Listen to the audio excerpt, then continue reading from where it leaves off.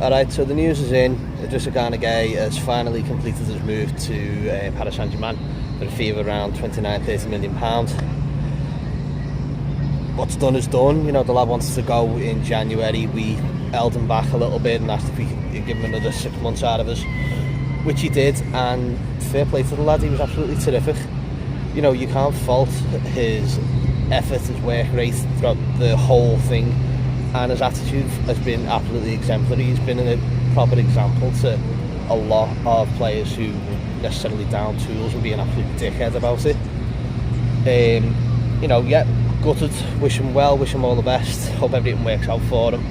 You know, I've even gone out and got a PSG shirt with Gana on the back, just, you know, full support, mate. You know, just Gana Gueye, if you're ever watching, all the best, hope everything works out for you. Yeah, it's a big loss. Hopefully we've put in some clauses where, you know, either Champions League win or League win, where we get some additional bonus out of it. But for a lad turning 30, it'd be a shame to see him, you know, his legs go at the latter stages of his career at Everton, and he just, you know, everyone just starts hating him the way Everton can do, in the worst possible way. But this is probably one of the biggest transfers where I've been gutted about a player leaving. You know, Rooney, I was angry about. You know, Barkley, couldn't give a toss anymore. Stones, maybe I was gutted about, because it was really devastating losing John Stones, because I think he's an absolutely tremendous player, and I was having him back tomorrow, even at the detriment of Kurt Zouma. Andre, maybe, and Mikel are probably the two that I was genuinely gutted about losing. You know, but you know, Gueye has left with everyone's support, and it's been boss to see, and he's left a message on his Instagram.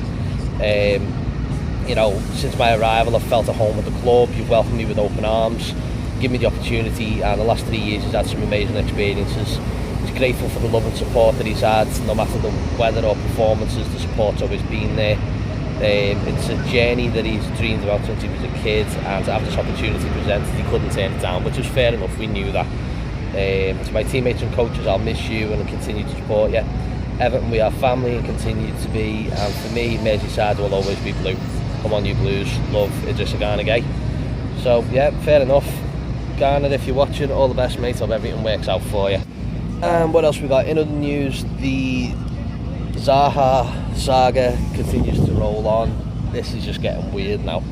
We initially had apparently a 50 million bid rejected by Palace. Fair enough. They're looking at, you know, close to 80, because, you know, that's how much he is valued to Palace. So people start going on, he's not worth 80 million. He is to Crystal Palace, so let's just leave it at that.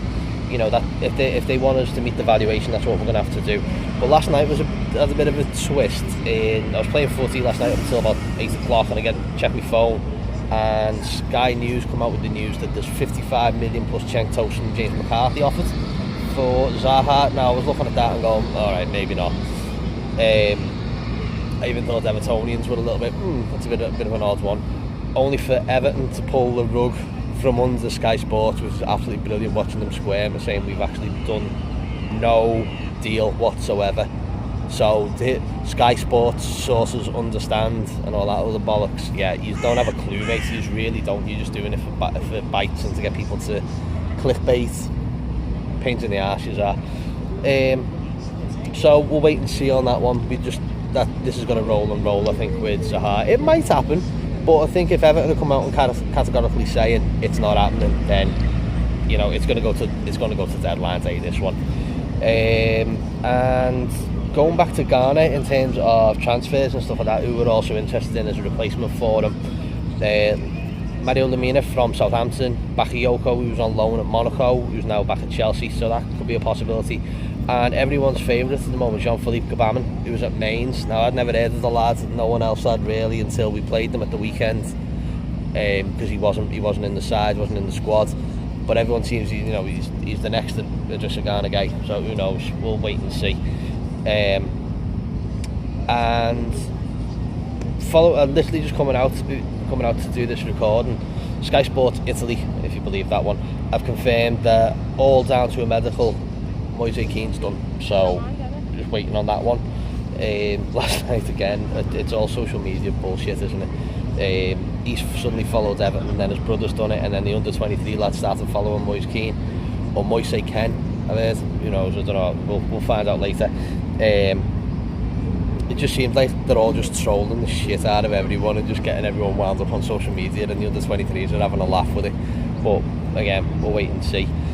Apparently there's no buyback clause added in a part of this stipulation, so that's good for us. You know, we don't want it to be paying 40 million only to be, you know, 40 million buyback clause on it. So all good. But this is going to roll and roll. I can see this going to transfer deadline day. This isn't going to be done any quicker than we think. People are going to be moaning their heads off here over this. Just relax now. There's nothing you can do to push this any further. Everton have got it in the bag.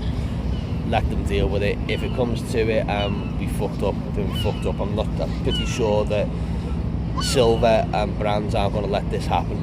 You know, they've set the stall out early. They set it out in March that they had the targets. Just wait. You know, I'd be really, really surprised if there's not 2 or 3 more additions at least. One of them being the striker. Just wait and see, lads and ladies. Again, like I say, there's nothing you or I can do to influence anything. Let's just see where the cards fall. Anyway, that's it for now. I'll catch up with you later on. Up to Toffees.